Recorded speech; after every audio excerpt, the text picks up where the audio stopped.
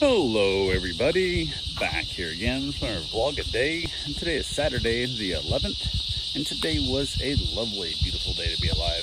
Had some good rains, like torrential downpour rains that made me drive like insanely slow at some points, and other times it was beautiful weather, so nice little breeze at times, a little hot at times, so pretty much covered everything you would want in your day. So went ahead, got up this morning, not super early, so I didn't have a puppy coming, but early enough that we had to get some shit done. So we basically took care of a few things. We had to go pick up my father-in-law and take him to assisted living, go to the house, get more stuff, and just so on and so forth. And everything's wrapping around him today. Basically, it's everything there. So we had our plans for what time we needed to leave. We got to be at his place at this time, and backed it up this much and this much and this much, and stop by and basically do, walk Teddy, the boxer we watch. So we have to go walk him and take care of all this. We have it all set up. We're all good to go, right? Everything's perfectly fine.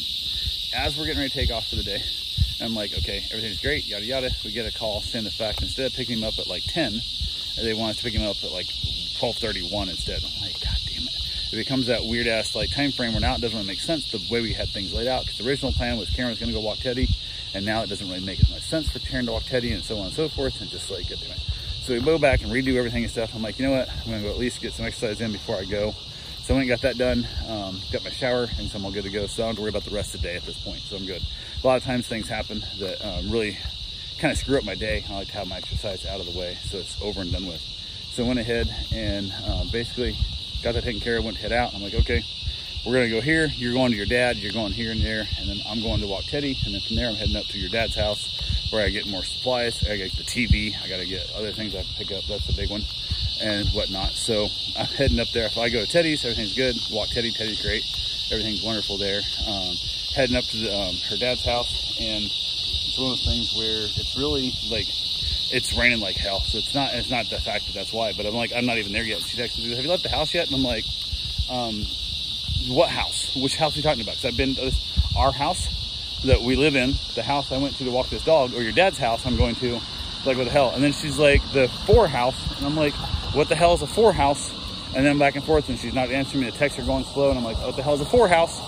And FOR, I'm like, what the hell? Then it turned out it's FIR, FIR, autocorrect. And I'm like, no, and like, just say your father's house, or say our house, or Teddy's house. You're making this way more difficult. It needs to be here, so I don't know what the hell's going on. And this whole thing, like, back and forth, and it's taken forever. She wants me to pick up ibuprofen at her dad's house and bring it to his assisted living facility.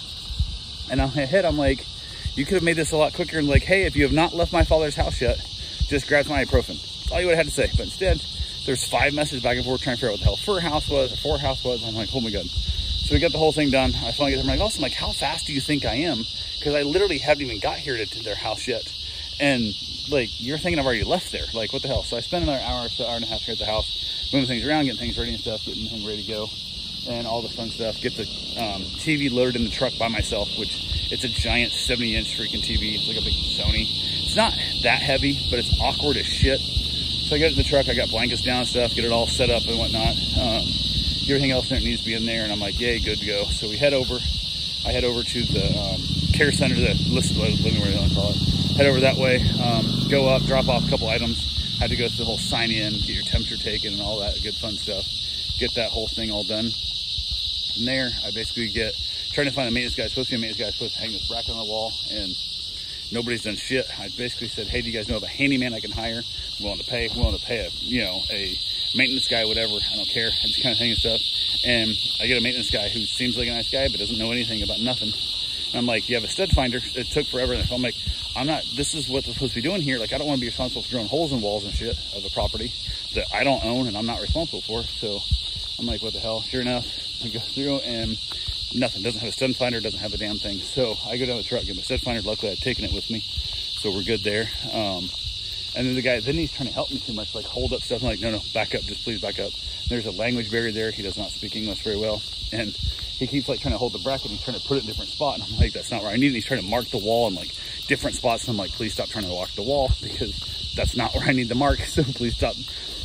And I want to scream at the top of my lungs and scream, stop fucking touching stuff. But I don't. I keep my cool as best I can. I keep saying, thank you so much, but please don't do that. Thank you so much, but please don't do that. Thank you so much, but please don't do that. You know, if I get it all done, I get all 4 bolts in it.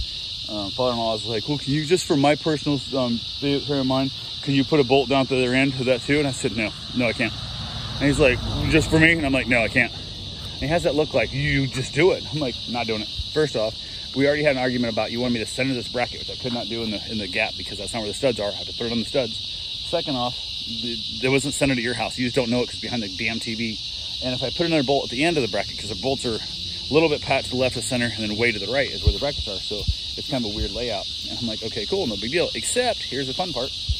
There is no way to put another bolt at the end because one, like I said, we don't have them. And two, it's just drywall. There's no stud there. So at that point, it becomes 100% for vanity.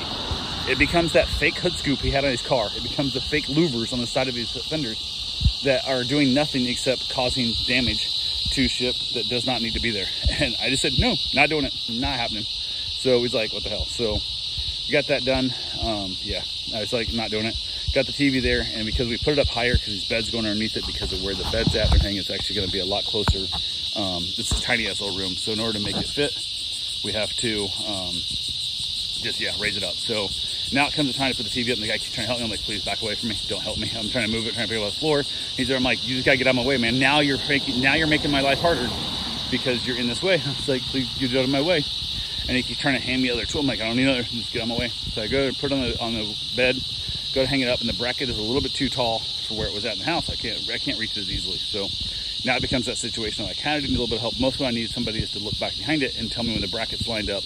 You know, I got the bracket lined up. So he keeps grabbing the TV and pulling up on it, like telling him, stop touching the TV. You're gonna make me drop this thing because you're gonna take it out of balance. And right now it's perfectly balanced in my hands. And if you tilt it out of balance, the thing falls on the ground, it's gonna be bad. Just stop touching it.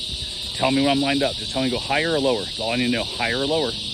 That's their stuff. And I want to scream to this man, get the fuck out of this room. But I'm trying to be nice because this is where my father-in-law is gonna live, hopefully the rest of his life. You know, and I'm trying not to be the guy who, you know, yells at people when they're just trying to help. But when you're trying to help me and it's hindering me, it's not helping me. Stop trying to help me. So it is what it is. So yeah, finally got the TV put up. Everything's good to go. Got the wires hooked up. Got it all set up.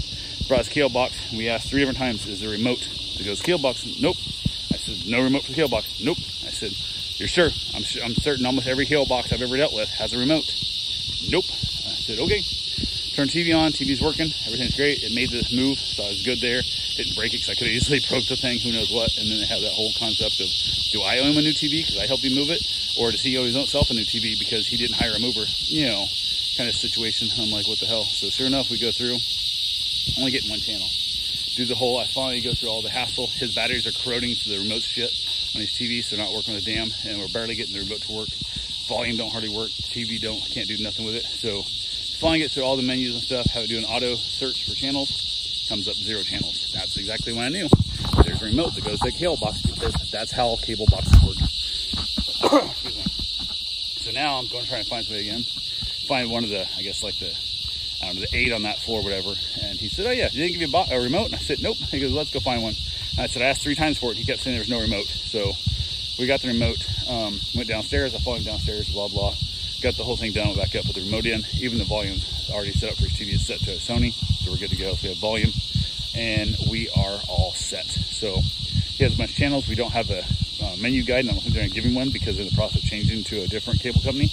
And they're giving us the new cable guide, what the channels will be. It doesn't help us right now. So I think their thought is everybody else already had this whole cable forever. They don't need it, but I don't know when the new one's coming, in a week or 2, whatever. I don't know how long it's going to be. All I think she keeps giving us information saying soon. That's all I keep giving her is soon. So who knows? But yeah, so we got to come in and change that stuff out. Not a big deal there, but it is what it is. I did hook up the HDMI cable instead of the coax because it's just a better signal quality. And why not? So we have that information there. Went ahead and got a couple of things done and said, I got to get the hell out of here. I've been needing to get the hell out of here for a while.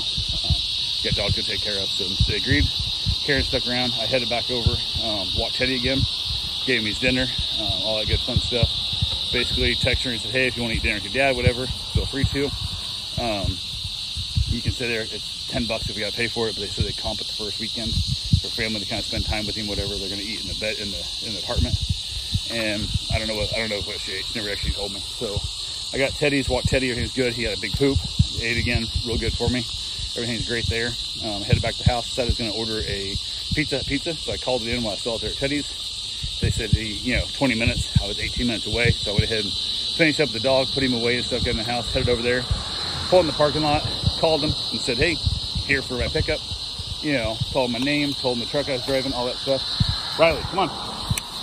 So I basically told him my name, all that kind of thing, whatever. So we basically headed out. And I sit there, and I sit there, and I sit there, and I sit there. So I call eventually. And after like 9 minutes, I call them, and I'm put on hold for about a minute and a half. And then it gets hung up on, the system glitches. So I call back. At this point now, it's been 13 minutes. And I say, hey, where in the hell's my pizza? You know, because they even checked and said it was done. I'm sitting out here, told them I was driving. She goes, oh, we have it for a pickup, not for curbside. I'm like, I wasn't given a curbside option.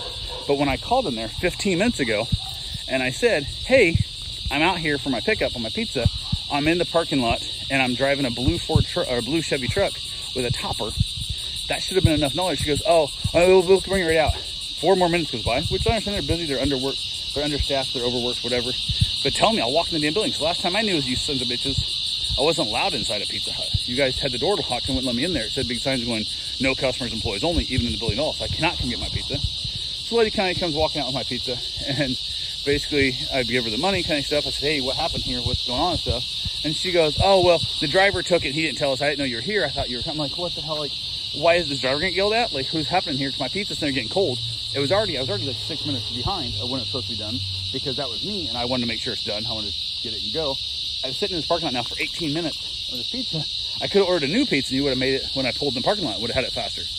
And I was doing stuff, and I gave her the money. She's like, do you want your change? I'm like, God damn right I want my change. Like, you think you guys deserve a tip for this shit? Like, I waited here for now it's going on 20 minutes. I've been in the parking lot for 20 minutes for this cold-ass pizza. And she's like, oh, well, I could have did this. So she goes back in. Of course, nobody brings change out to the damn truck. So she has to go back in and get my change. And I was like, at this point, I don't give a shit. I gotta get the hell out of here. So I went home, let the dogs out, play with them, gave them some lovin's they needed. This little girl right here, I'm sure you can see her. That little girl right there. And she was all excited to see me. She had a good time. Ended up eating a couple slices of pizza. Head down the patio, watched a little bit of TV. Head down the patio. What are you doing? That's not how you roll around. Come on. Look at this silly ass dog. Come on. What are you doing? Rolling on new smells. I'm just walking and she's getting drugged upside down on her back. What a weirdo.